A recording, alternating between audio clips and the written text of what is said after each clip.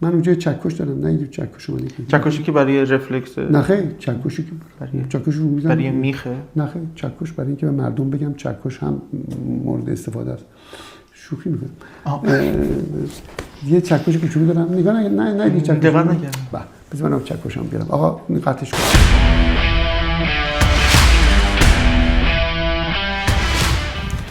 خب بچه‌ها امروز می‌خوایم به عنوان یه بیمار الان بریم داخل مطب دکتر خلصبری ببینیم که اون تو با چیا مواجه میشیم. بریم. کار نکرد. سلام آقای دکتر. درود بر شما. مرسی. تشریف بیارید. بیا آقا بیا. خواهش می‌کنم. خب آقای دکتر امروز زحمت دادیم به شما بهمون معرفی کلی می‌کنین راجع به شرایطشو. خب آمدی توی مطب من. بله. تو مطب من وقتی وارد میشی معمولاً باید بهت میگم خواهش میکنم بیا تا اتاق انتظار. این اتاق انتظار که باید چند لحظه منتظر بشید. اگر مریض نداشته باشم که فوراً مستقیم میبینمت، اگر نه که چند دقیقه میشینی و اینجا میتونی از حوصله‌ات سر نمیره. درست. برای اینکه اولا یه مقداری ما دکوراسیون قشنگی داریم. دکوراسیون داری، یه مقداری ویترین هست که میتونی ویترینا رو تماشا بکنی. ممکنه یه چیزایی رو برات آشنا میاد، یه چیزایی هم برات ممکنه آشنا نباشه، ولی به تدریج اگر بخوای سوالی بکنی اینا به جواب تخت جمشیده. باریکلا. اینا از چی میگن باستان ایران باستانه. بله. و از چین، از جاهای مختلف، از همه جا هست دیگه. مجسمه انواع بودا هست و غیره و غیره. بنابراین فربهر هم داریم. فربهر هم داریم. بله اینا خیلی میخوام بگم اروپا و شرق و غرب. بله. هم شرقی هم غربی. ما شرقی غربی نداریم. بله. این شطرنجشون اگه بگیرین نگاه کن خیلی جالبه، قشنگ سربازهای چینی قدیمی انگار و تا اینطوری ندیده بودمشون. این پرنده‌تون چقدر طبیعیه. بله متشکرم. خب این ویترینه که علایالدین هم داره. بله علایالدین داره. اینا یادگاری های بیماری ها دوستان هستن که یه سری از خودتونه، یه سری هم دوستانتون بیمارها براتون آوردن. یه کلکسیونی جمع شده اینجا. ولی بیشتر اینها این ویترینا اینا بیشتر مال طب سوزنی. اینجا بیشتر مثلا این بالا اونایی که می‌بینی داروهای چینی ان، تمام داروهای چینی ان. اونم که هیپوکرات هیپوکرات پدر پزشکی اون کله هیپوکرات منظورم اون کله هیپوکرات. نه این چیزا که ببین این مقداری اینها داروهای پزشکی چیزای پزشکی چینی ان. تمام داروهای چینی ان و این داروهایی که رایج نیستن جای مختلف دنیا. نه متاسفانه نه. تو فرانسه یه مدتی رایج بود، بعد دولت گفت که نه، چون نمیتونیم ببینیم. نه نمیتونیم بگیم از کجا آمده، چه جوری بهش رسیدن. قابل اثبات چیز نبود. اثبات از نظر علمی نتونست اثبات کنه. بقیه‌اش هم که چیزای چینی دیگه اگر بخوای نگاه کنی یه مقداری، البته کلکسیون چینی. ببین مثلا اینو بهش میگیم چیز گیاهی. همین تمام هومیوپاتی اینجا بهش میگیم هومیوپاتی. تمام دونه‌های گیاهی هم بله که به چیز دور این قندها سایده شدن مردم استفاده میکنن. اینا هم که میبینید چیزای مختلفه مال طب سوزنی. ابزار شکنجه نیست. خب همین اگه اینجا گذاشتم شکنجه نمیدم باشه، ولی میتونم بدم. واقعا نگاه کن. شکنجه میتونم بدم. یوتیوب پلیز دو نات دیلیت دیس ویدیو. اینی که میتونی چیز کنی سوزن اون تمام کلکسیون سوزن است، ولی خب حالا مشکل است نگاه دیدنش اشکال نداره. این ور چی آقای دکتر؟ این مجسمه خب اونی که نمیتونم توضیح بدم، توضیحش طولانیه. این روی مس میترا که داره کل این مسه، کلش مسه. یکی از هنرمندای ایرانی آمده اینو برای ما از ایران آورده، این مس رو از ایران آورده، بعد با چکش کاری کرده که این هفت خط میگن، هفت مرحله چی میگن، هر مرحله‌ای که میترا باید طی میکنه تا برسه به خورشید. برای میترا فکر کنم زمان مدتی بوده که خداپرستیشون بر پایه خورشید بوده فکر بله. حالا اگر خواستی یک روزی بعد باید یک روزی یک ویدیو در برای فقط میترا باید توضیح بدم بهتون. اینقدر پتانسیل خیلی زیاده، اصلا میترا خیلی طولانی. بنابراین اینو ما گفتیم برای ما درست کنن که بگیم که ما ایرانی ها قبل از اینکه زرتشتی باشیم میترایی بودیم. آیین میترایی است. خب متاسفانه خیلی اطلاع ندارن راجع به این، برای اینکه مراحل مذهبی، اجتماعی، غیر و غیره باعث شدن که شماها، یعنی نسل جنون، از میترا خبر نداشته باشن. ولی وقتی تو به نگاه کنی میبینی که چقدر غنی هست. و میترا در حقیقت پایه مذاهب دیگه بوده، مذهب کاتولیک، مذهب کریستیانیسم، پایه یعنی مذهب مسیحیت را الگو برداری کرد. کاملا 100%. ببین گفتم من نمیخوام راجع به زیادی صحبت کنم، ولی اگه بخوایم برات توضیح بدم که تا سال 340 بعد از مسیح، بعد حضرت مسیح آمد، 3 قرن و نیم مذهب اروپایی چی بوده؟ اینطور که شما میگین احتمالاً هم میترایست. بله. 3 قرن و نیم، 350 سال بعد از اینکه مسیح فوت کرد، چیکار میکردن؟ مذهبش از سال 345 350 شروع شد که چیزایی که چی میگن معابد میترا رو خراب کردن، روش کلیسا ساختن، بناهای کلیسا. درست. ولی تو اگه برید یه دفعه سفر کنین، امیدوارم بتونید سفر کنین در در روم، کلیساهایی که هستن پایینش معابد میتراست. درسته. خیلی، برای اینکه اون موقع در اونا خیلی نگه داشتن، معابد رو حفظ کردن. و خب البته نمیذارن هم ببینن، اگه بخوای میتونید ملاقات کنیم. درست همینی میبینی. من تو اونجا که شنیدم یه مذهب دوالیستی بوده، نمیدونم حالا درسته یا غلطه، یعنی 2 تا خدا قبول داشتن. نه خیر، همون خدا خورشید بوده. ببین این چیزه، این کلاغ چون رنگش سیاه بوده، یعنی پرش سیاه بوده، آفتاب بهش صدمه نمیتونسته بزنه و از میترا از خورشید نیرو میگرفت، نیرو و درس میگرفته و حرفای خورشید بهش پیام میداده که بتونه چیز کنه. ببین این چیه؟ انگشتر، حلقه. این چیه؟ حلقه میتراست.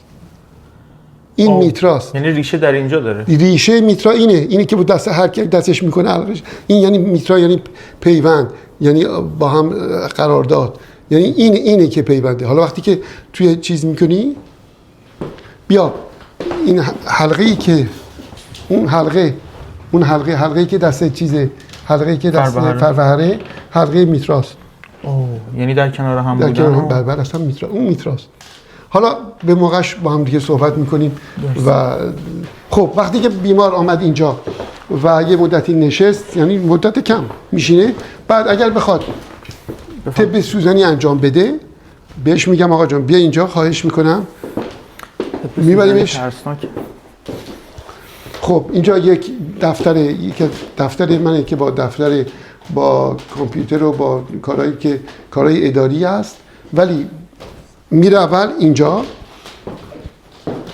لباساشو باید در بیاره، لخت میشه. البته لخت میشه که شما نباید نگاه کنید دیگه، میدونید در خانم باشه نگاه نمی‌کنید. لخت میشه، بعد اینجا دراز میکشه با تب سوزنی. ما این تب سوزنی یعنی این که اگر اینو نگاه کنی قشنگ میافتادن.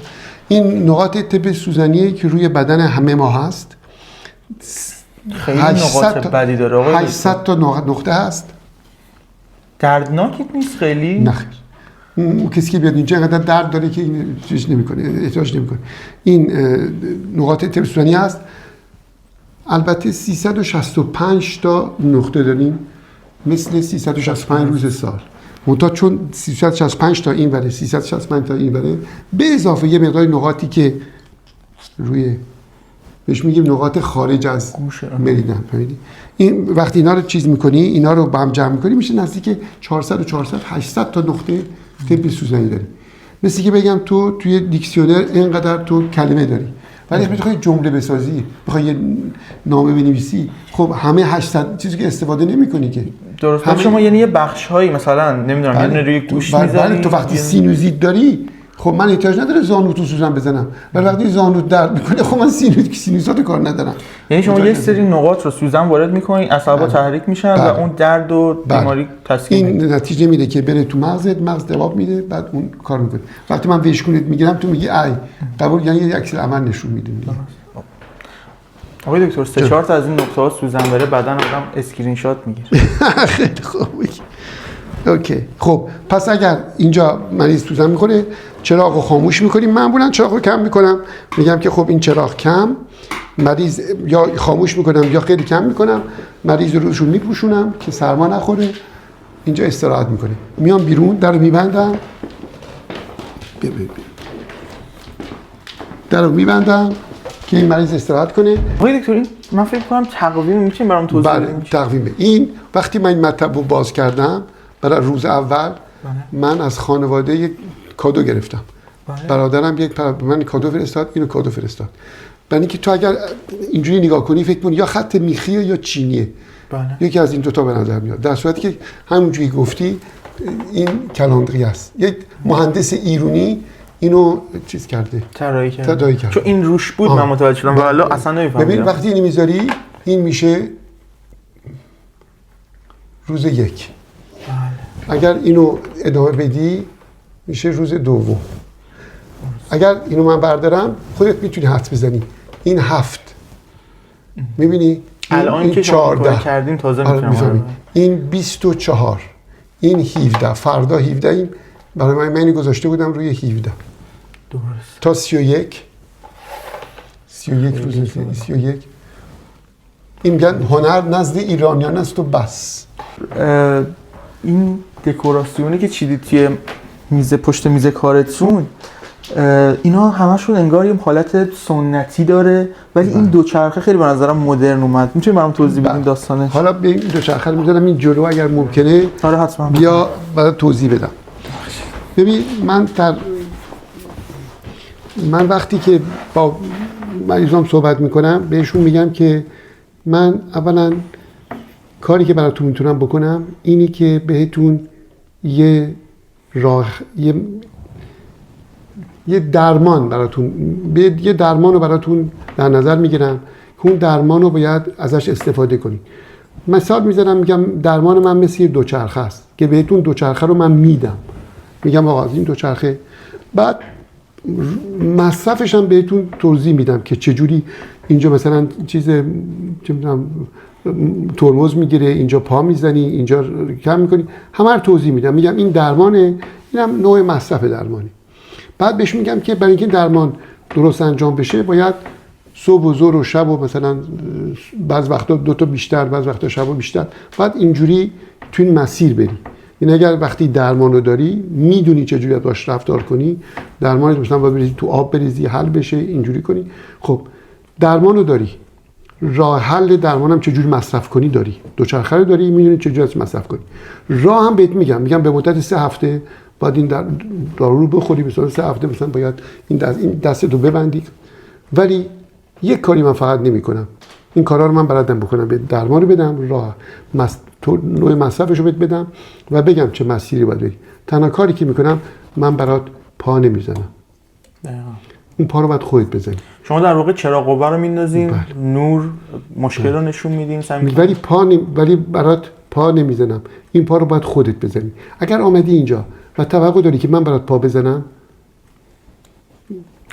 کار نمیکنی. اینی که دوچرخه اینجا برای من سعی میکنم به بعضیا بهشون بگم که توقع میتونی داشته باشی، انتظار میتونی داشته باشی، میتونی بگی که به من کمک کنی.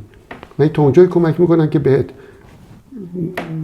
راه حل نشون بدم، ولی پا زدن رو بهت نشون نمیدم. به خاطر اینکه این دوچرخه برای من خیلی سمبل، فهمیدی؟ سمبل یه سیستمیه که من روی وقت اگر یارو فکر کنه که من دارم براش نه تنها همه پام باید بزنم، اگه توقع داره پا بزنم میگم آقا نه دیگه خواهش میکنم شما چیز نکنید. با مزه. آقای دکتر اون موقع که شما اومدین اینجا در لیون، در ابتدا شرایط چطور بود در مقایسه با الان؟ میتونین مصداقی بزنین که از نظر اجتماعی، حالا اقتصادی، سیاسی، هر چیزی به نظرتون در گذشته لیون شهر بهتری بود یا اخیراً بهتر شد؟ سوال درستیه، ولی چون هم زمان میگذره هم فرد تغییر میکنه، در مدتی که آدم تغییر میکنه خودش رو وفق میده با سیستمی که عوض میشه. همیشه میگن قبلا بهتر بوده، قبلا چی بهتر بوده. میدونیم خب میگم چی، ما اگر فکر کنیم من چه جوری فکر میکردم اون موقع و الان چی فکر میکنم، آیا من بهتر فکر میکنم، من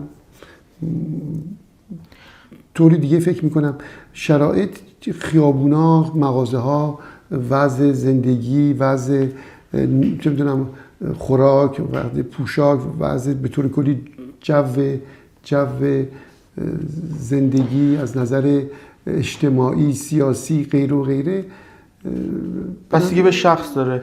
من بعضا درست میگه، بستگی به دید من داره، بستگی به نوعی داره که من از این سیستم برداشت میکنم. به خاطر اینی که میخوام من سوالمو یه جوری دیگه دوباره بپرسم تا این ارتباط برقرار شه.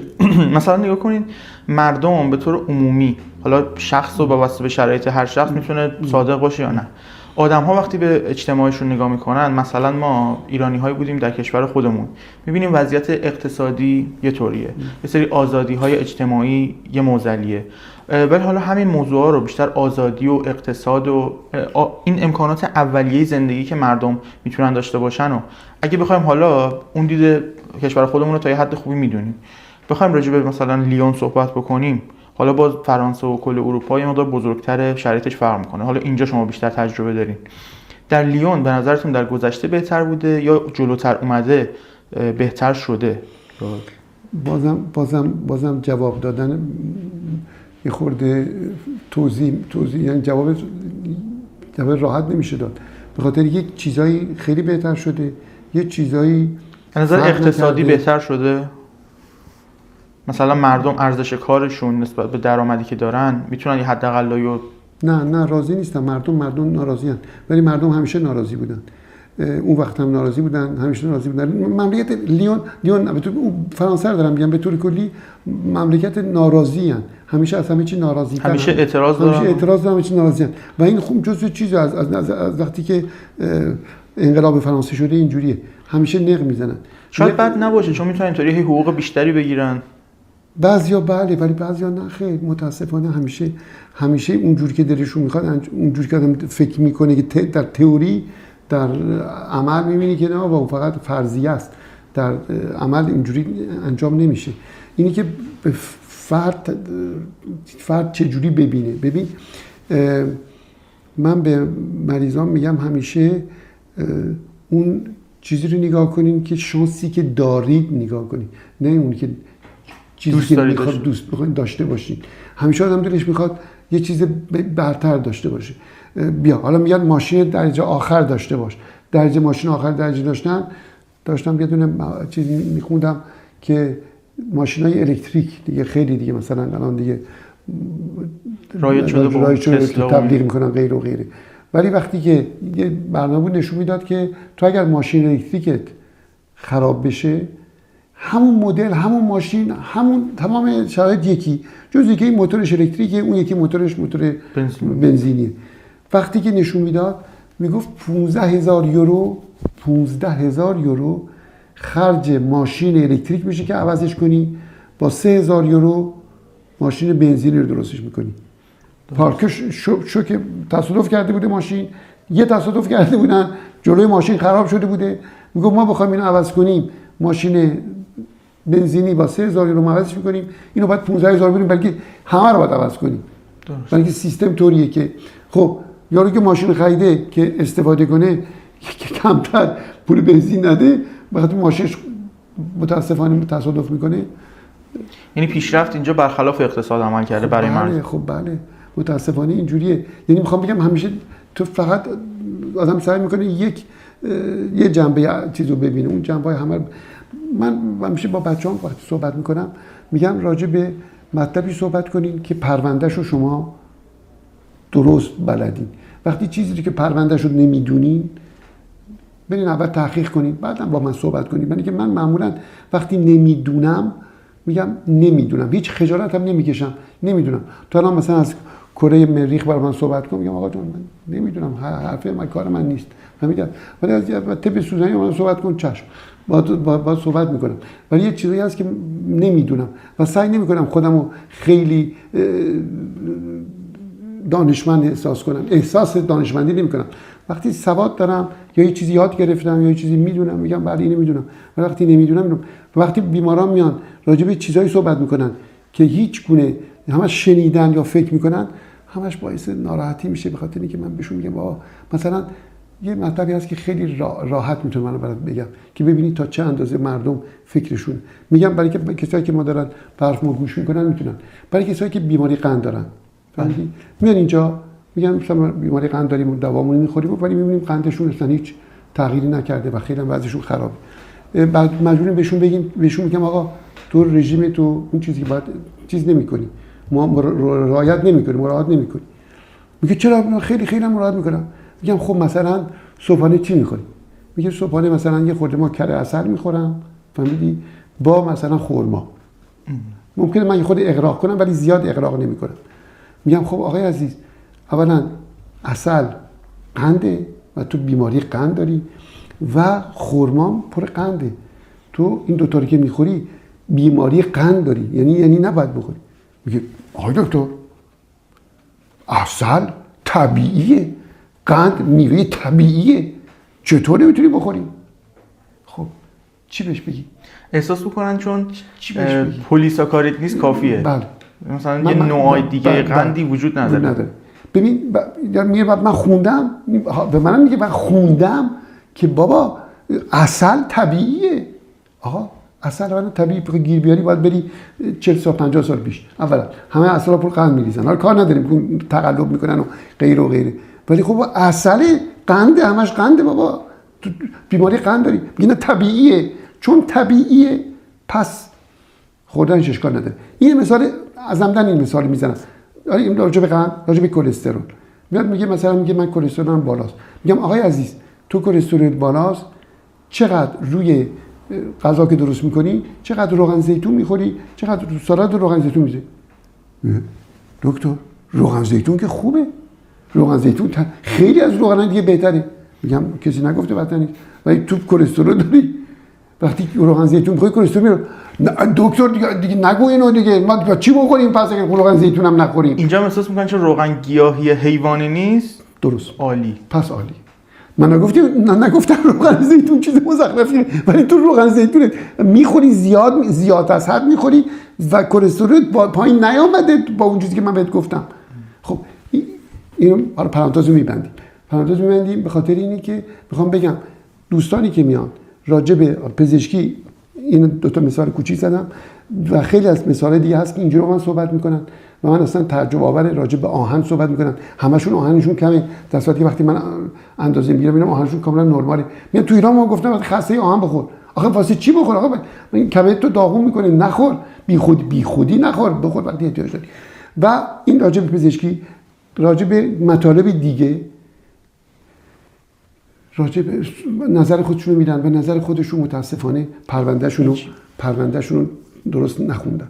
یعنی صحبتایی که میکنن علمی نیست، فکت پشتش نداره، یه برداشت هاییه که میتونه خیلی سطحی باشه. راجع به اجتماع و راجع به سیاسی و راجع به اقتصادی همینجوری صحبت میکنن و من تا اونجایی که تحقیق نکرده باشم میگم خب شاید درست میگی، تو تحقیق کردی یا نکردی.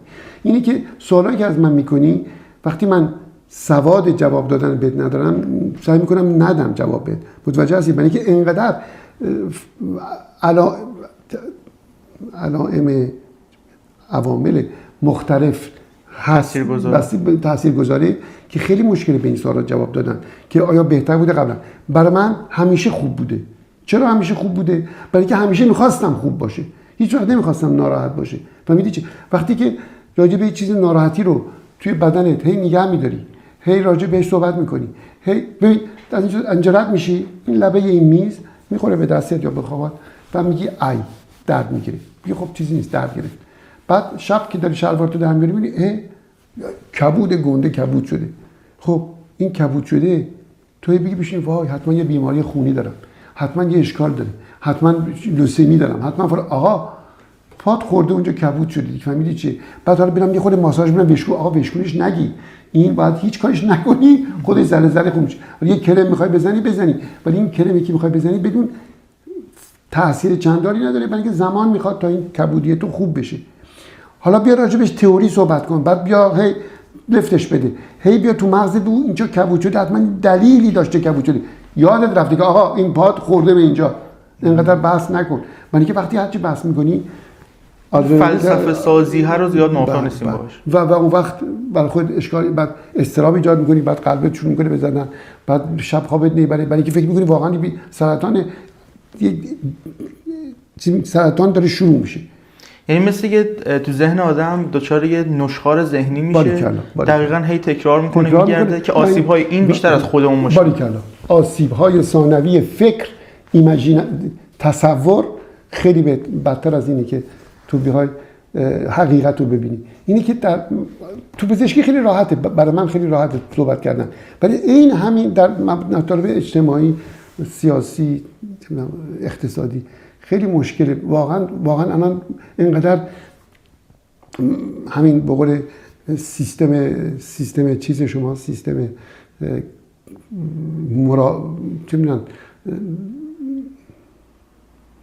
دارم مقام فارسی میگم، داریم راجع به این سیستمی که داریم شماها واردین و خیلی راجع بهش کمک میکنید که مردم همه چی اطلاع داشته باشن. این سیستم اطلاعی وقتی مزخرف میگه خیلی زودتر حرفای بی‌معنی مزخرف پخش میشه و همه فکر میکنن واقعا درسته، در صورتی که نرفتن دنبالش و واقعا یعنی شایعه ها بیشتر پخش میشه. من یه نفر دلش خواسته این حرفو بزنه، خب اون یه نفر حرف زده، برو تحقیق کن ببین درست گفته یا نگفته. به جایی که بری تحقیق کنی ببینی درست گفته نگفته، به عنوان حقیقت. یعنی همینجور که آزادی بیان میتونه مفید باشه، یه جاهایی هم داره خیلی جاها تیربون به افراد میده که اصلا سلام. خیلی جاها اینی که من همیشه به کسایی که دور برم هستن، چه خانواده چه بچه‌هام چه دوستانم، میگم بابا وقتی که راجع به یه چیزی بهتون هست، براتون اول یه سوال جواب، یه نقطه سوال جواب بذارید، بعد بریم تحقیق کنیم ببین آیا این آقای اون آقای چی میگه، اون آقای ب الف جیم چه، اونا چی میگن، بعد بتون و راجع بهش خودت فکر کن. و این موقع کووید یکی از چیزهایی بود که یکی از اتفاقات اجتماعی دنیایی بود که واقعا نشون داد که چقدر مردم میتونن همدیگر رو گول بزنن، چقدر این سیستم میتونه استفاده کنه، چقدر میتونه بچاپه از مردم رو داغون کنه و سیستم پزشکی رو داغون کنه، برای اینکه انقدر قدرت زیاد لابراتوار زیاد بوده که همه رو داغون کرده. خیلی متاسفانه. بعد خب مردم میگن نه کووید ما رفتیم واکسن زدیم. واکسن وجود نداره که، واکسن وجود نداره، به خاطر اینکه واکسن یعنی 2 سال 3 سال طول میکشه تا واکسن تو بدی بیرون. اونا گرفتن یه مقدار آیقن، یعنی بررسی هایی که در بلند مدت ببینیم چه اثراتی میتونه داشته باشه زمان خیلی بیشتری میبره. بله خیلی. اینی که متاسفانه مردم رو تحت چاه قرار دادن، تازه داره گندش در میاد که ببینن مردم در اون 3 سال 4 سال چقدر مردم اذیت کردن و چقدر نظر اقتصادی به ضرر زدن. بگذارید سوال بعدی. می‌خواستم بپرسم ازتون، حالا قبلش می‌خوام یه توضیح برای مخاطبینمون بدم.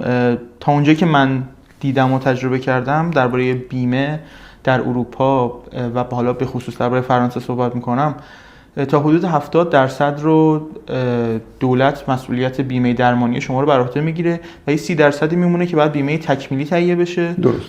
و این بیمه تکمیلی عموماً افراد جایی که کار میکنن یه هزینه رو پرداخت میکنن مازاد که این 30% بیمه تکمیلی رو دریافت کنن ماهانه، و افرادی که حالا طی ضوابطی داره و حالا دانشجوان از نظر اقتصادی خیلی وضعیت جالبی ندارن میتونن درخواست بدن و خود دولت دوباره این 30% هم کاور میکنه و تقریبا بیمه درمانی رایگان میشه براشون. کاملا درست توضیح دادید. مگر اینکه درباره زیبایی باشه. درست. اولا تو فرانسه زندگی کردن یکی شانس بزرگ مردم فرانسه و کسایی که میان تو فرانسه زندگی میکنن اینه که از نظر پوشش بیماری اجتماعی خیلی شانس واقعا استثنایی تو دنیا. منحصر به فرد. منحصر به فرد. خب این از این. ولی این صحبتی که میکنیم همونجوری که درست گفتی 70% رو قبول میکنه. هر بیماری داشته باشی دارویی که بخوای بخری 70% رو بیمه‌های اجتماعی تقبل میکنن. بازم درست توضیح دادی که 30% میمونه. این 30% رو کسایی که کار میکنن از حقوقشون یه مقداری اگر کار بکنن حقوقشون یه مقداری اون برمی‌داره اون کسی که صاحب کارفرما و یه مقدار از حقوقت برمی‌داره، یه مقدار هم خودش میذاره، یه بیمه تکمیلی میگیره. بیمه تکمیلی بعد به یه کارت میده، میگه که شما این بیمه تکمیلیتونه که 30% که نمیده بیمه های اجتماعی نمیده شما کامل میکنید. پس بنابراین وقتی پیش دکتر میری چیزی نباید پرداخت کنی یا دارو میخوای چیزی پرداخت نکنی جز بازم درست گفتی اگر داروهایی که میگیری داروهایی که بیمه قبول نداشته باشه. تمام ویتامین ها، تمام چیزهایی که بهداشتی یعنی راجع به زیبایی وقتی میشه، چه دندون مثلا وقتی دندون مصنوعی میخوای دندون چیز بذاری این دندون جزء چیز نیست، جزء بیمه نیست. ولی دندون رو میخوای کرم خوردگیشو از درست کنی اون درست هست. عینک مثلا اگه بخوای عینک فقط برای دید باشه قبول هست، ولی اگه تو بخوای دور عینکو فریمش عوض کنی باید پول بدی. بس تا یه اندازه بیمه میده تا یه اندازه نمیده. این از این. بنابراین اگر کار نکنی و با دانشجو باشی و درآمد نداشته باشی بیمه اجتماعی بهت کمک میکنه که اون 30% رو یه مقدار کمی ازت میگیره ولی به عنوان 30% رو بهت ازت پوشش میکنه. با توجه به این شرایط وضعیت درمان کیفیت مناسب رو داره همچنان توی استثنائیه در فرانسه. استثنائیه. یعنی شما هم کیفیت رو داری هم پوشش هزینه ها رو داری. کاملا. یعنی واقعا تو فرانسه شانسی که داریم تو لیون مخصوصا و تمام بعد شهرهای بزرگی از نظر پزشکی هیچ گونه اشکال چیز نداریم.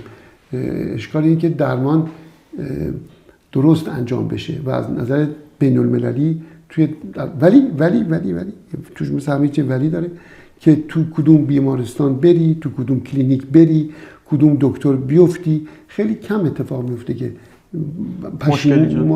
ناراحت بشی از نوعشون.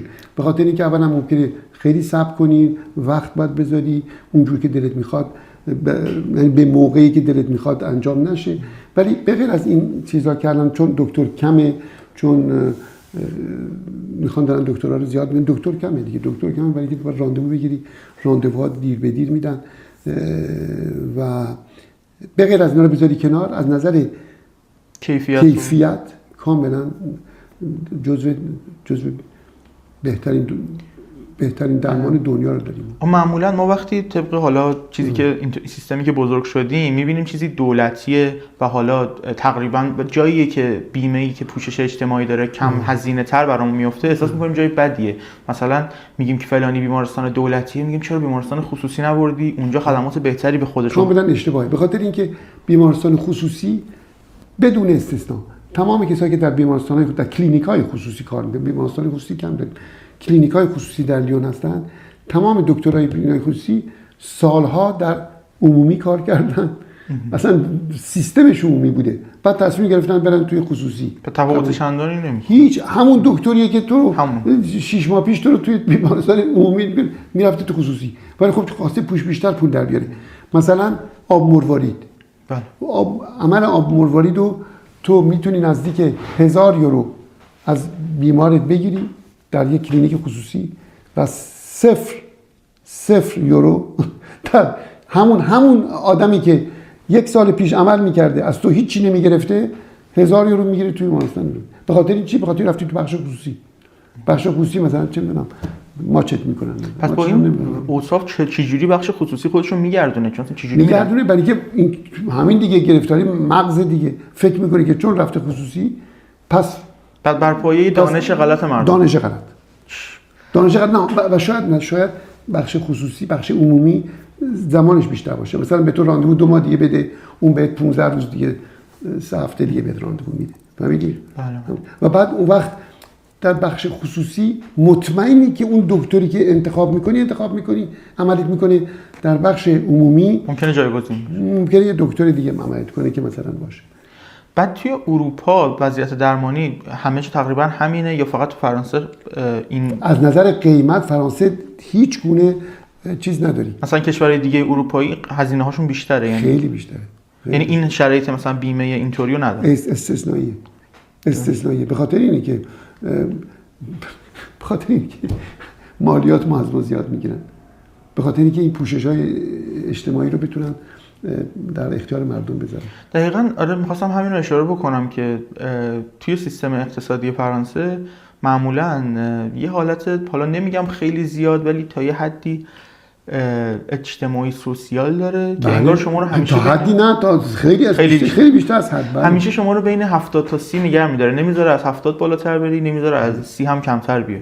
درست. به عنوان کسی که مثلا تقریبا دانشجو، حالا مثلا از یک کشور دیگه اومده مثل ما، وضعیت اقتصادی ممکنه خیلی مرفهی نداشته باشه، حالا حتی وضعیت اقتصادی مرفهی هم داشته باشه، به نسبت قیمت ارز همیشه یه فشار اقتصادی رو آدم هست.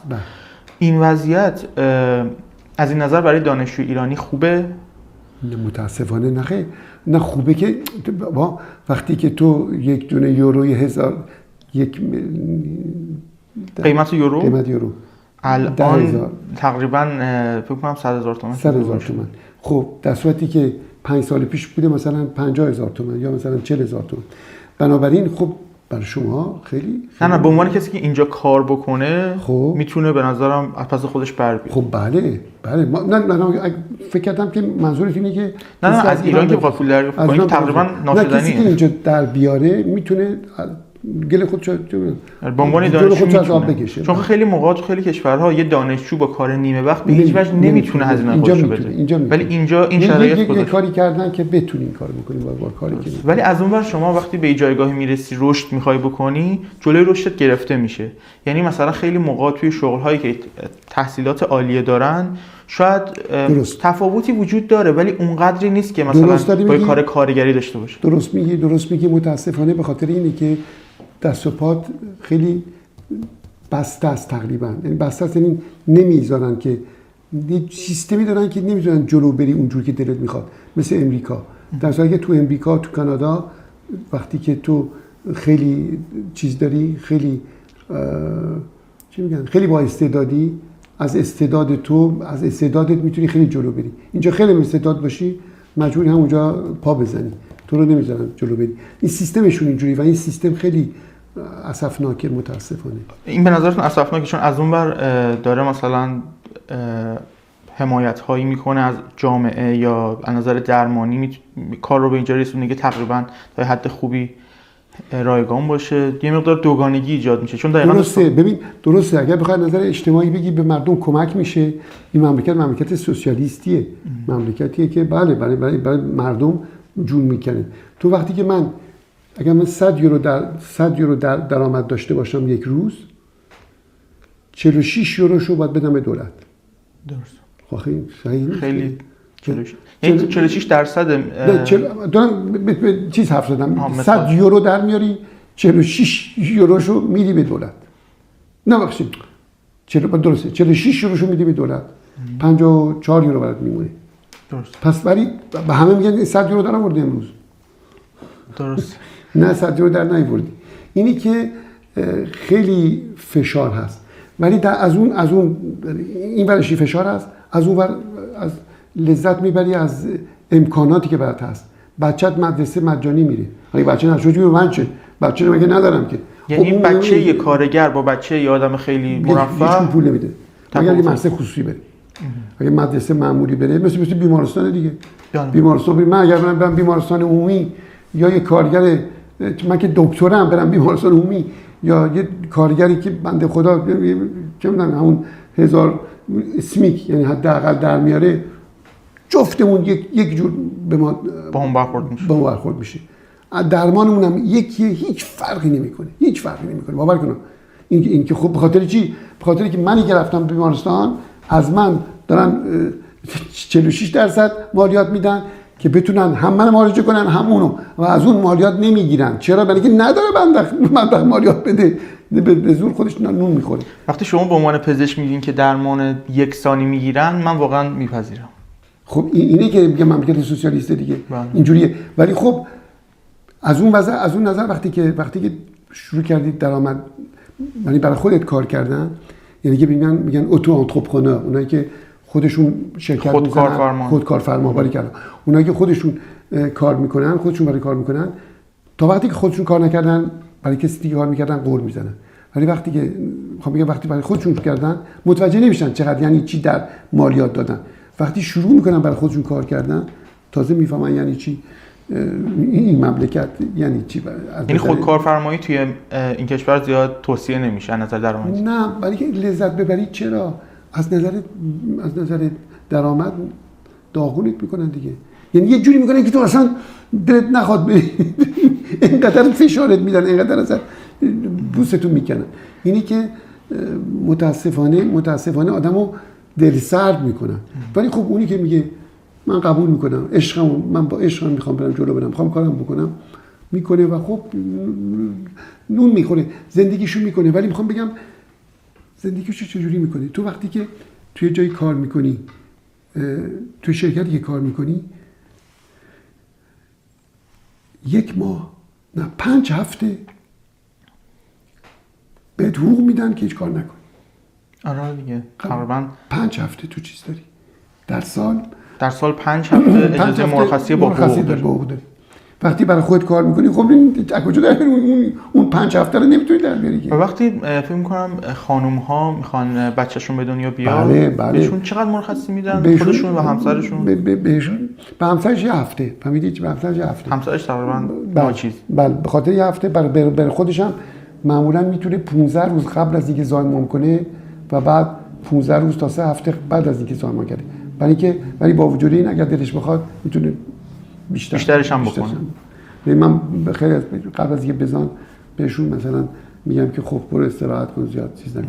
اینو قبول میکنه، بیمه اجتماعی قبول میکنه که خانمی که حامله است، چون دلشون میخواد مردم حامل بچه دارشن، کمک میکنن بهشون. اینجوری کمک. حالا میخوای بچه داشتی بگو من چیز کنم. اگه تو میخوای بچه داشتی بگو تو قطعش کن. نه. توی یکی از بخش صحبتاتون یه گریزی زدین. می‌خواستم بپرسم اتفاقا خیلی از بچه‌هایی که مهاجرت میکنن قبل از اقدامشون میخوای بگی که بعضی از بچه‌ها که میان اینجا تحصیل کنن، علم یاد بگیرن و چیز کنن و اینکه به فرهنگ آشنا بشن. منظورت اینه مهاجرت. کلمه مهاجرت. تعبیر مهاجرت. کلمه مهاجرت می‌خواستم. قبل از مهاجرتشون مثلا گزینه‌های مختلفی رو بررسی میکنن. یه سری به اروپا فکر میکنن، به آمریکا و کانادا، به استرالیا، خیلی جا غیر از آفریقا و افغانستان و پاکستان همه جا رو بررسی میکنن.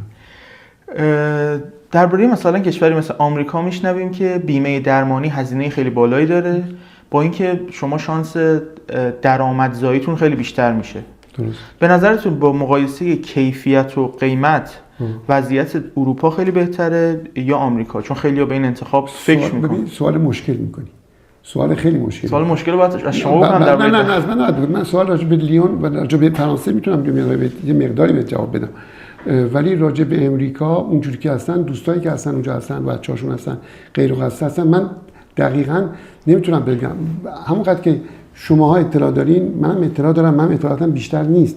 به خاطر چی؟ به خاطر اینکه شرایط کسایی که در امریکا هستن، دوستای من هستن، بچه‌هاشون هستن، خیلی گرونه.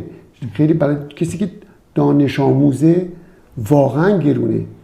خرج تقریبا بدون فاند نمیتونن تحصیل. نمیتونن. نه خیلی تاثیر میده. دانشگاه بازم خیلی گرونه، ولی چون امکانات کار هست تقریبا میتونن. و چون امکانات چیز هست، امکانات اینه که برن قرض کنن و به مدت 30 سال قرضشون رو پس بدن. درست. اینجوری میتونن زندگی. من شنیده بودم اینه که بدهی خیلی ایجاد میشه به خاطر همین قضیه. چون میدونن که کاریابی هست. باشه اوباما وقتی که چیز شد، رئیس جمهور شد، هنوز به بدهکار بود به بانک به خاطر تحصیلاتش. هنوز که رئیس جمهور شده بود. و این خیلی بامزه بود، همش میگفتن این اوباما هنوز قرض داره به بانک. به نظر شما کدومی که از این حالت‌های زندگی بهتره؟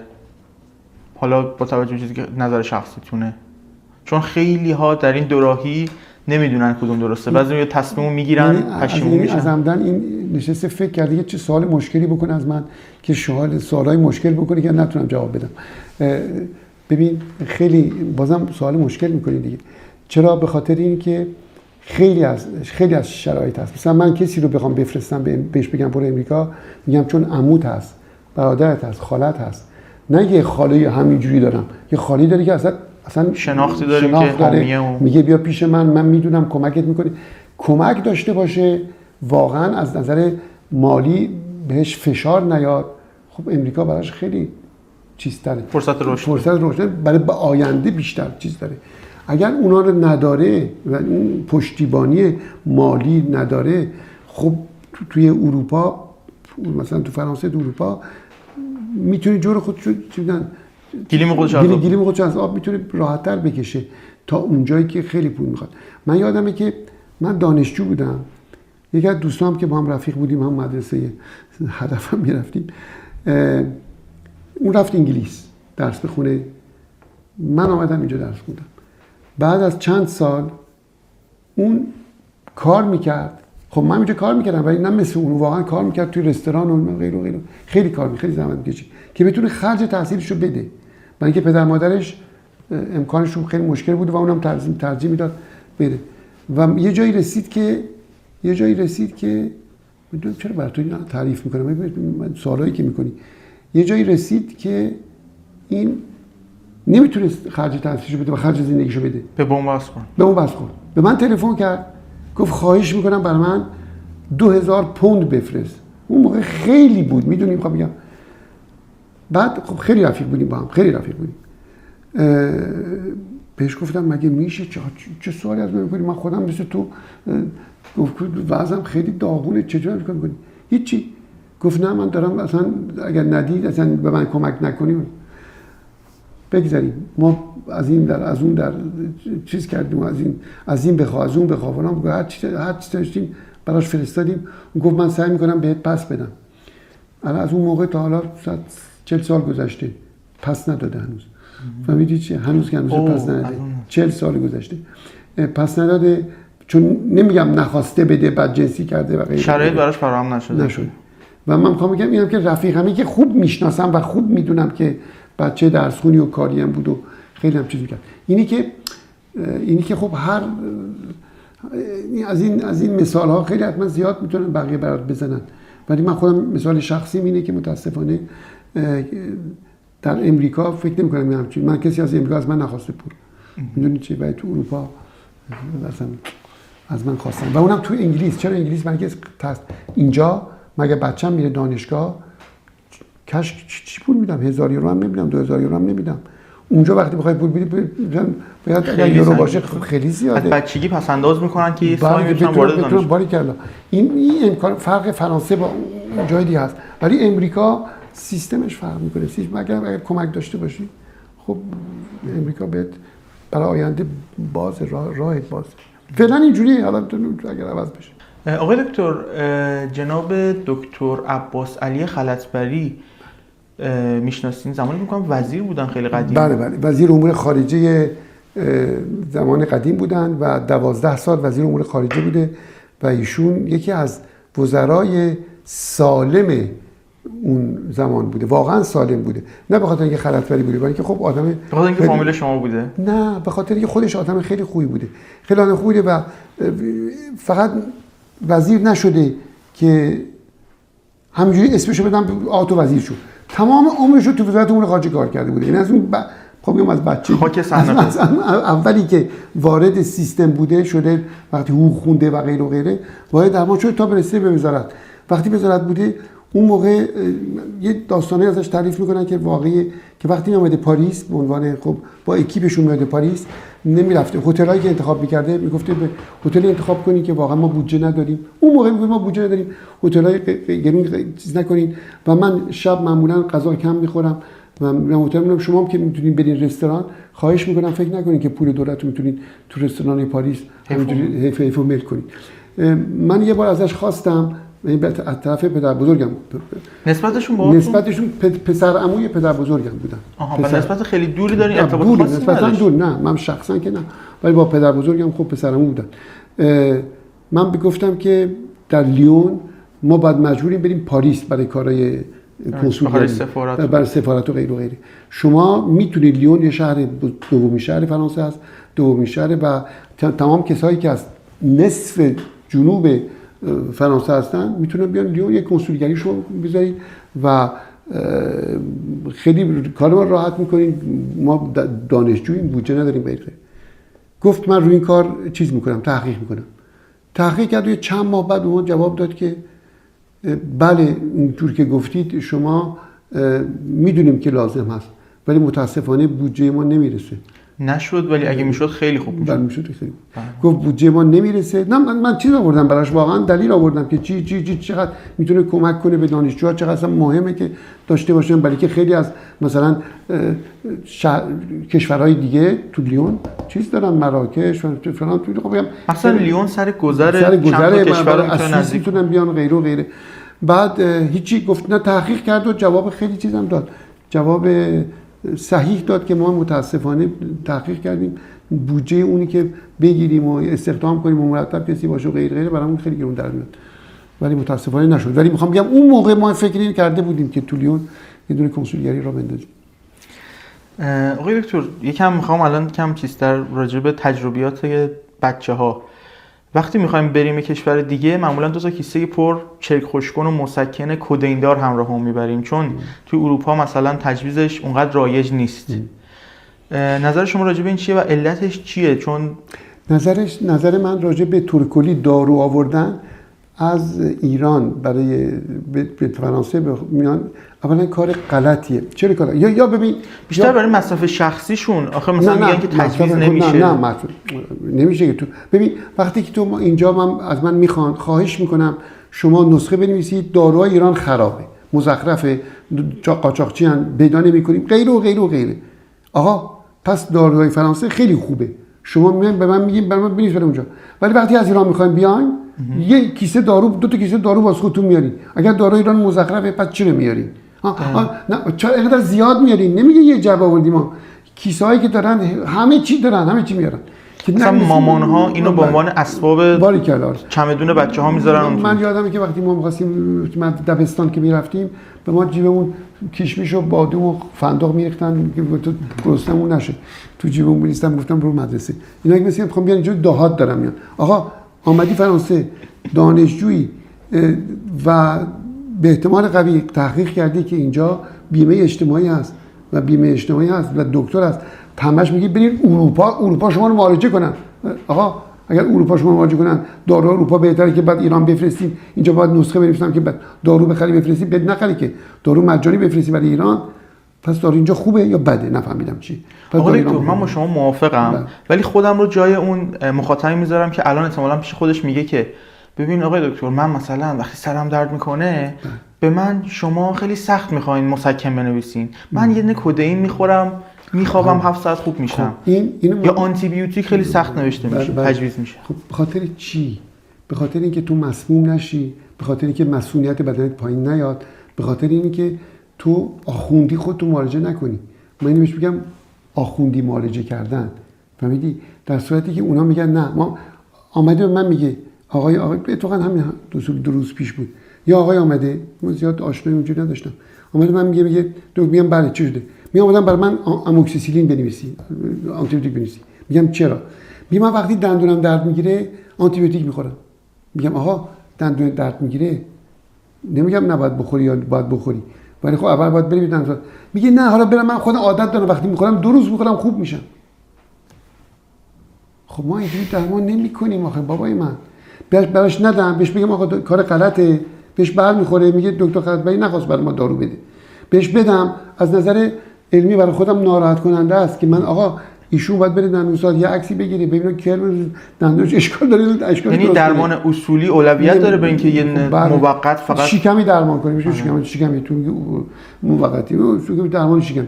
و خیلی از خانم‌ها هستن میگه آمده میگه تو من خستم، آهنم فکر می‌کنم کم شده، یه قرص آهن برای من بفرست، من تا حالا داشتم تموم شد، میگم واسه چی بفرستم؟ میگه من آهن میخورم. هر وقت میرفتم پیش دکتر تو ایران میگفت خسته آهن بخور. براش می‌نویسم میگم خانم من بهت نمیدم تا وقتی که من باید امتحان خون بکنم. امتحان خون میکنم میگم خانم خوبه واسه چی من به تو آهن بدم؟ آهن مثل ویتامین C نیست که همچون الکی بخوری که. دقیقاً راجع به همینم می‌خواستم بپرسم ازتون. خیلیا میگن که آقای دکتر توی این موارد سختگیره و حالا مثلا مورد داشتیم اشاره نمی‌کنم. می‌خواستن که آزمایش بنویسن آقای دکتر ما رو پیر می‌کنه و از این قبیل. درست.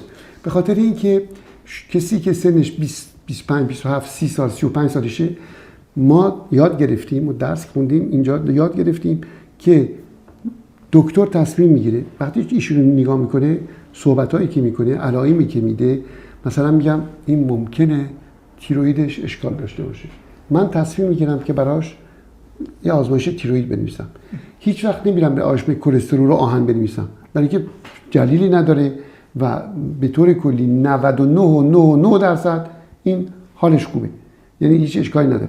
ثانیاً من اگر بی خودی بنویسم هر نسخه‌ای که می‌نویسم سکرتری سوسیال میدونه من چی نوشتم برای کی نوشتم و وقتی که در عرض سال ببینه که من اینقدر نسخه همینجوری نوشتم میگه این یه اشکالی داره مثل چک بی محل میمونه. باری کردم مثل این بر ما ایراد میگیره که چرا تو برای این چرا اصلا آنتی بیوتیک نوشتی؟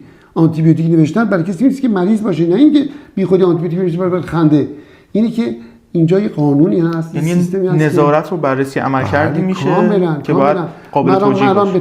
به تو یه نسخه بدم تو نسخه رو برو بگیر بعد فردا فهمیدی همین نسخه رو یه نسخه دیگه بهت بدم دوره یادم رفته باشه که این نسخه رو بهت دادم 10 روز بعد به تو همون نسخه رو بهت میدم تو میری یه داروخانه دیگه میگیری بهت میگه نمیدم چون نمیدی نسخه هم دارم دیگه میگه تو 10 روز پیش این نسخه رو گرفتی یعنی حالا همه چی سیستمی وصل و کاملا حالا نه تنها تو لیون بری پاریس هم بری با نسخه‌ای که دومی گرفتی در صورتی که نسخه اولی هنوز چیزه بهت میگه نمیده کشور دیگه بریم میده بله بچه‌ها راهکار بله نه بری اسپانیا بری سوئیس بهت میده خب بله برای که اونا اون به سیستم چیز وصل نیستن به سیستم میگه به ما بچه‌ای که میگن به ما نمیدی من بهشون هم قرمو میزنم بهش میگم که من تو اولا جوونی چون من دلیلی نمیبینم جزی که فقط فضولی میگه ما تو ایران هر سال یه بار میدیم آقا اینو مگه توصیه نمیکنن که بعد از مثلا 40 سال هر 6 ماه سن کمتر یک سال ابدا همچین قانونی وجود نداره همچین قانونی اصلا وجود نداره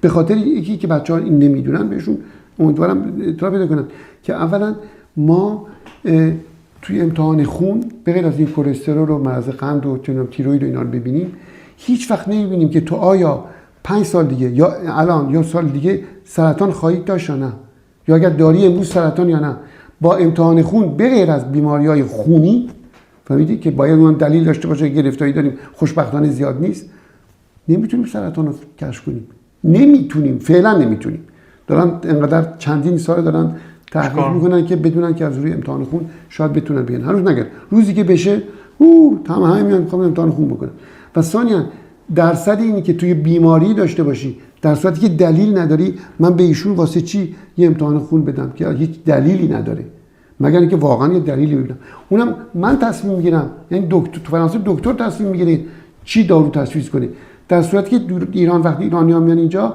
اونا تصمیم میگیرن که من باید چی تجویز کنم خب ما این عادت نکردیم اینجا یاد نگرفتیم مثلا میگفتیم آقا جان مریض باید دلایلی برای ما داشته باشه که من فکر کنم بهش مثل مثلا برم الان از شونه راست تو عکس بگیرم واسه چی عکس بگیرم وقتی بی دلیل غیر منطقی واسه چی عکس بگیرم نه میخوام بدونم بعض وقتا که اینجوری میکنم یه چیزی احساس میکنم آقا معنی نداره من احساس میکنم ما تو فرهنگمون یه دونه خود درمانگری همیشه داریم مامان ها یه کیسه دارو دارن مامان بزرگا و بابا بزرگا همیشه لیوان چای بهت میدن حالا محتویاتش مامان بزرگی بهت نبات میده بابا بزرگی ممکنه یه چیز دیگه بده خرما همیشه انگار دوست دارن یه پزشک درونی داشته باشن خیلی خطرناکه راست میگی همه این من بهش میگم آخوندی ولی به خاطر اینکه شما در شهرهای بزرگ زندگی میکنید و یک چی میگن بسی بدبختان گدا و بدبختان اینجوری نیستن اونا شهرهای بزرگ ایران اینجوری احساس میکنن چون چی میگن براشون خیلی همه چی آماده بوده، همه چی درست بوده، همشون خودشون دکتر میدونن. تو الان بگو من دلم درد میکنه تو ایران و تو اینجا 10 تا دوست نشستیم، یکی بگه من معدم درد میکنه، اینجام درد میکنه، اینجام درد میکنه، همه دکترن و همه بهش چیز میکنن، میگن برو چیکار کن. و ضد و نقیض. آخه میدونی چیه؟ اون بنده خدا نمیدونی چیکار کنه. مثلا میگه غلط کردم من گفتم اینجا یه جام درد میکنه. همه دکترن، هر سنی هم باشن دکترن. خیلی جالبه. فهمیدی؟ یعنی فقط بابا مامان نیستن، پدر بزرگان نیستن. هممون دکتریم، هممون هم بریم میخواد نه که بدجنسی، ما خیلی هم ژانتی هستیم. بدجنسی نمیخوایم بگیم. خیلی نیتشون که خیره، ولی خب وقتی حرفایی میزنن دوستی خاله خرسه میگه من رفتم قبل از اینکه من ببینه رفته توی چیز دیده. داشت من میگفت من رفتم بدنم جوش زده بود. حالا قبل از که به من بگه این چیه چیکار کردم، گفت رفتم توی گوگل زدم، توی چت جی پی تی یا هر چی، گفت رفتم زدم خوندم یه صفحه تو 4 صفحه، آخر سر گفت باید بریم پیش دکتر. خب تو چیکار کنی آخه؟ این هم به خودت زحمت میدی، میری فکر میکنی، آخر سر که آمد اصلا اون چیزایی که بهش گفته بودن نبود اصلا هیچ. بنده خدا باید توی گوگل که بیماری رو سرچ می‌کنی توی هوش مصنوعی اینا اولش میگه شما سرطان داری، حالا مگه اینکه خلافش ثابت بشه. بله اولش بیماری، بعد آخر سر میگه برو دکتر رو ببین. خب وقتی کسی که میره میخونه ما از دست دادیم، میدونی از دست دادیم که بریم خیلی راحت بگیم آقا جان دکتر به ما چی میگه چی نمیگه فلان میگه.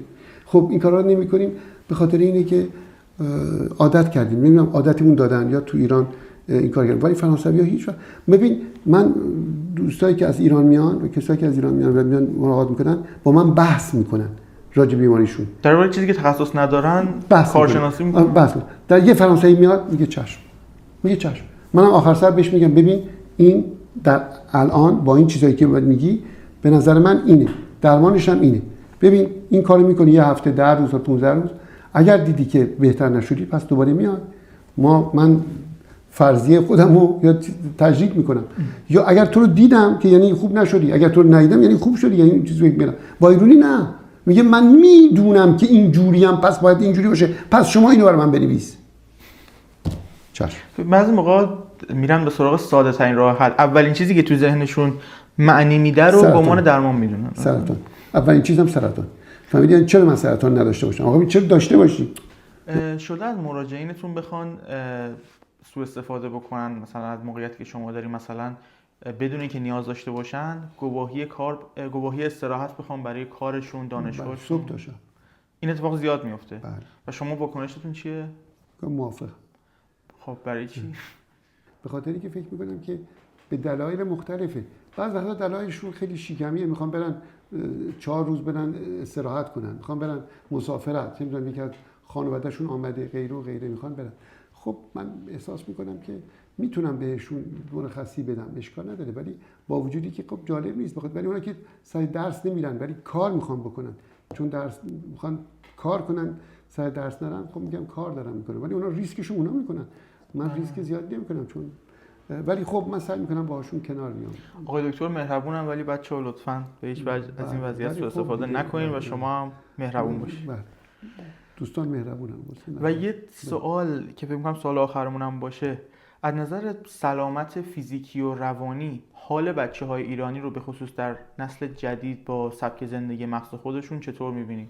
خیلی ناراحت کننده است، به خاطر اینکه نزدیک 1 نفر رو 2 نفر، یعنی اینکه چیز نیست، آمار صحیح نیست ولی تقریبی دیگه، تقریبا حالشون خوب نیست، ناراحتن و حالت افسردگی دارن. حالت افسردگی دارن، ولی به خاطر اینی که همش فکر میکنن که یک مهاجرت کردن، پول در نمیارن، درسشون زیاده، کار باید بکنن و وضع اتاق و اجتماعی و غیره اونجوری که دلشون میخواد نیست.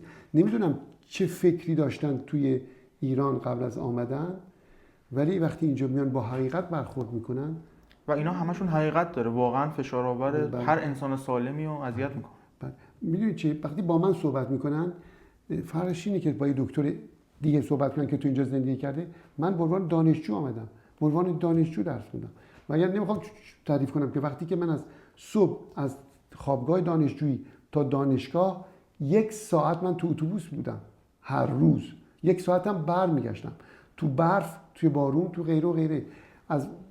از خوابگاه که می اومدم بیرون، اتاق همون گفتم اتاق 2 3 4 تا می اومدم بیرون تا اتوبوس بگیرم، تا اتوبوسم که بیرون و مترو که اونجا نبود، واقعا من باید 25 دقیقه پیاده راه میرفتم. چه برف بود، چه آبارون بود، چه سر بود، غیر و غیره. همونقدر برمیگشتم. من یادمه که چیز داشتم، همین فیش می نوشتم توی اتوبوس، تمام خیلی از درسامو تو اتوبوس یاد میگرفتم. همینجوری میشستم میخوندم، دستم من بالای اتوبوس گرفته بودم میخوندم. پس بنابراین پولم اونجوری که نداشتیم، در گرفتاری هم داشتیم. دانشجوها قرار چیز غذا میخوردیم، چی میگن، توی رستوران دانشجویی غذا میخوردیم و غذاش هیچ وقت به نظر خوشمون نمیاد، ولی میخوردیم، بحث نمیکردیم. ولی الان دوستان نه اینکه از ناز و نعمت ایران برخوردار بودن، چلو کباب و قرمه سبزی و غیره و غیره و غیره، اینجا که میان فکر میکنن دارن زجرشون میدن، در صورتی که نه، زندگی دانشجویی اینه. میخوان با همون امکاناتی که تو ایران بوده زندگی کنن، ولی زندگی دانشجویی خب مشکله بابا. به خاطر همین فشارها بچه‌ها خیلیاشون، من میبینم یه تعداد زیادی از بچه‌ها سیگار میکشن، نمیدونم حالا به سمت سوی دیگه کشیده میشن، مشروبات الکلی خیلی استفاده میکنن. خب و این به نظرتون خب به خودشون ضرر میزنن؟ آسیب زنگ خطرشون به صدا در نمیاد این تعداد زیاد؟ خب متاسفانه، برای اینکه اگر سیگار بحثایی میکنی که من میتونم باید یه بحث دیگه، چی میگن، یه برنامه دیگه یه پروفایل باز میشه. برای اینکه اگه بخواد سیگار، برای اینکه بازم ندانستن سیگار، متاسفانه من خیلی ناراحتم که سیگار به اندازه 0.0.0 هم آرام نمیکنه. آخه نمیشه، مثل که تو قهوه بخوری، تو 2 تا قهوه قشنگ شب بخوری، بعد بگی میخوام خوب بخوابم. یه دردسر جدید اضافه میکنه به قهوه. آقا مزخرف نگو، قهوه نمیتونی با قهوه 2 تا قهوه قشنگ بخوری بعد خوبم بخوابی، نمیتونی، مگر اینکه 6 روز نخوابیده باشی. ولی قهوه تو رو خواب نمیاره، سیگار تو رو آرام نمیکنه. چرا تو نمیدونی؟ هیچ، من میدونم که. آقا جان نگو، نه از نظر علمی، نه از نظر چه میدونم فرهنگی، نه از نظر حقیقت زندگی نمیکنه. کار منه، یکی از کارهای منه، نمیکنه. من میتونم بشینم 1 ساعت راجع به سیگار صحبت بکنم، که اتفاقا یه برنامه بذارم راجع به سیگار، که بگم نه اطلاع برسونم، که بگم آقا جان اینو فکر نکن، میخوای بکش، ولی حرف نزن که سیگار منو آرام میکنه غیر و غیره، مثل مشروب. خب ولی به خودت صدمه میزنی. و این صدمه زدن، آدم دلش وقتی صدمه میزنه، مثلا من میگم به کلت بزن، شاید به کلم زدم و واقعا یه خورده مغزم راه افتاد. ولی تو سیگار و مشروب میخوری، به هیچ عنوانی به تو چیز نمیده، کمک نمیکنه. تو یک لیوان شراب دیگه شراب دیگه از شراب دیگه پاستوریزه، تو یک لیوان شراب 43 تا حشره کش داره، یعنی آفت، حشره که آفت میکشه، حشره کش. من تقریبا سم حساب میشه. سم. فقط حشره کشی که اضافه میکنن، به الکلش اصلا کار ندارم. الکلش 12 درجه است. به الکل کار ندارم. بابا تو وقتی داری میخوری، تو فکر میکنی که داری از این چیزایی که حشرات مگس میکشی، موش میکشی، داری میخوری؟ نه، چون نمیدونی. ولی فقط راجع به که من شراب اونجوری خوردم. ولی خب متاسفانه این جزء فرهنگ اروپا، مخصوصا فرانسه است و خیلی رایج میبینن، احساس میکنن یکی از سمبول‌ها. خود بدبختای فرانسه هم سوادشون ندارن. من نمیگم که چون مصرف میکنن پس میدونن، نمیدونن. اینی که آدم دلش میسوزه دیگه. من بچه‌ها که وقتی من اینجا اگه وقت کنم باشون صحبت میکنم، ولی وقتی من بخوام به تو صحبت بکنم، برای اینکه تو قبول بکنی باید تقاضا کنی که قبول کنی. اگر تقاضا نکنی خب قبول نمی‌کنی. اگر تو نمیخوای راجع به سیگار بدونی، من هر چند بهت بگم از این گوش میاد، از این گوش میاد. فکر می‌کنم این که راجبش الان حرف زدین خیلی از بچه‌ها می‌بینن و میتونه اثرگذار باشه. آقای دکتر، اگر حرف آخری هست خطاب به خود بچه‌ها بخوایم بگیم و هر کسی که ویدیومون می‌بینه، نکته‌ای هست که جا مونده باشه؟ نکته جا نمونده. ولی نکته‌ای که من بهش خیلی علاقه دارم که همه بهش خیلی فکر کنن، اینی که فقط قبل از همه چی به قلبت گوش کن. به قلبت. ببین قلبت چی میگه. اگر قلبت بهت میگه این کارو بکن، برو اول دنبال قلبت، قبل از اینکه به دوستان به این اون گوش بکنی، ببین قلبت چی میگه. اون قلبت معمولا خیلی کم پشیمون میشی که دنبال قلبت بری. آقای دکتر میخواستم ازتون تشکر ویژه کنم که لطف کردیم به ما، حضور داشتیم، میتونیم از این طریق با بچه‌های بیشتری در ارتباط باشیم، این ویدیو بیشتر دیده میشه و شما به عنوان بچه‌هایی که مهاجرت میکنن غالبا از خانواده‌شون دورن و شما مثل سنتون خیلی بیشتر، نمیتونم بگم برادر بزرگتر، مثل پدر بالا سر هستین، همیشه وقتی بیمار میشن پیش شما میان و راهنماییشون میکنین و واقعا به عنوان یه بخش کوچیکی از بچه‌ها به عنوان پادکست جان مسته خواستیم ازتون تشکر ویژه کنیم. ممنون ازتون. مرسی. بچه‌ها ممنون از اینکه ویدیومون رو دیدین. لطفاً حتما نظری داشتین بنویسین، ویدیو رو لایک کنین و کانال رو سابسکرایب کنین تا ویدیوهای بعدی ببینمتون.